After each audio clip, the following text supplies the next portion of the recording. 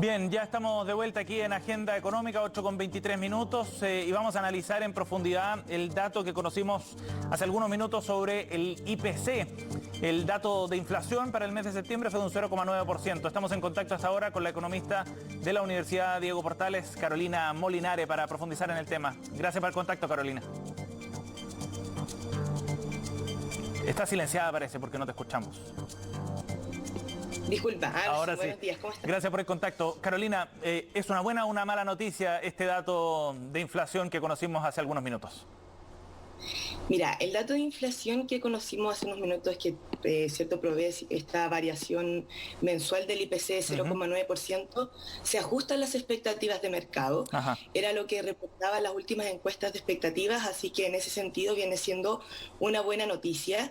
Ya vemos cómo el IPC empieza, y en este caso también cierto la inflación, con los datos de hoy día, empieza ya a mostrar una tendencia, un cambio en su tendencia. Veníamos con alzas ciertos generalizadas, llegando a agosto con un 14,1% anual, y hoy día estamos con un IPC de variación anual de 13,7%, entonces ya empezamos a ver un ajuste en esta tendencia al alza que veíamos desde hace mucho tiempo, y por lo tanto en ese sentido vendría siendo una buena noticia. Carolina, ese punto es bien relevante, porque uno se sorprende todavía, no sigue siendo un dato altísimo. La inflación en 12 meses por sobre el 13% es un dato preocupante, pero hay un quiebre de tendencia. ¿Tú crees que es un quiebre particular, específico, o uno que se va a ir extendiendo en el tiempo?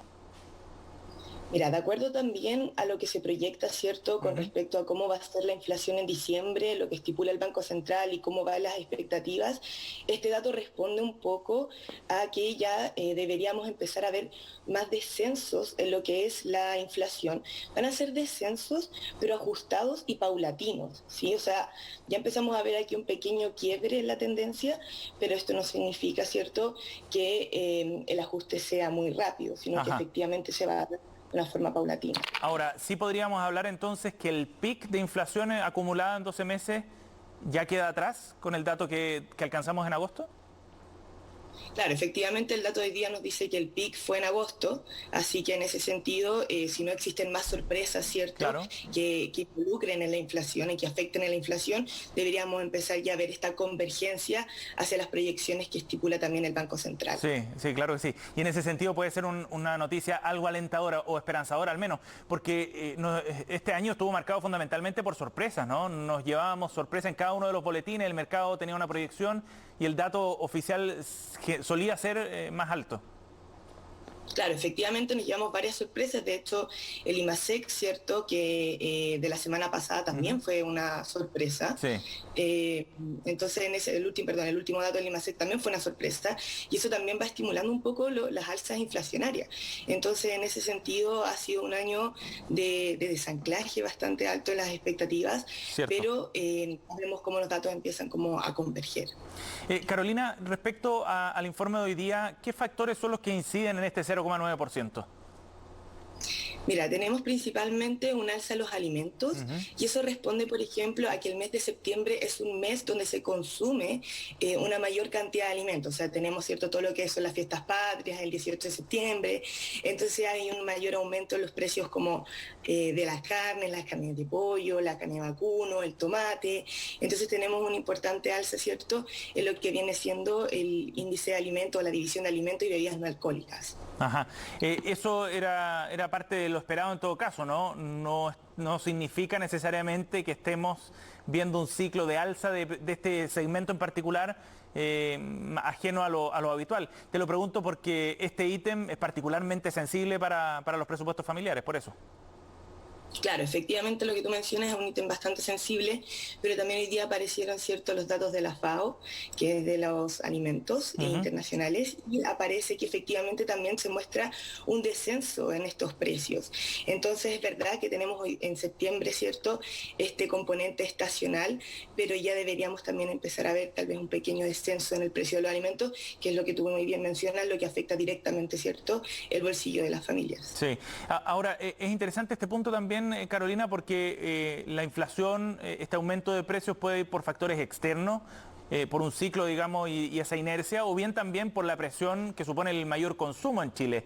¿Cuánto está pensando en estos indicadores, no necesariamente en el dato de hoy día, pero en esta tendencia al menos, el consumo excesivo que vimos en 2021, en comienzo de 2022, en la economía nacional, esa demanda que estaba muy, muy fuerte, Carolina? Claro, o sea, efectivamente la demanda, ¿cierto? Estos shocks de liquidez que se insertaron en la economía, fueron los que produjeron las alzas inflacionarias que hoy día estamos viendo, que hoy día todavía seguimos viendo y que todavía seguimos sintiendo.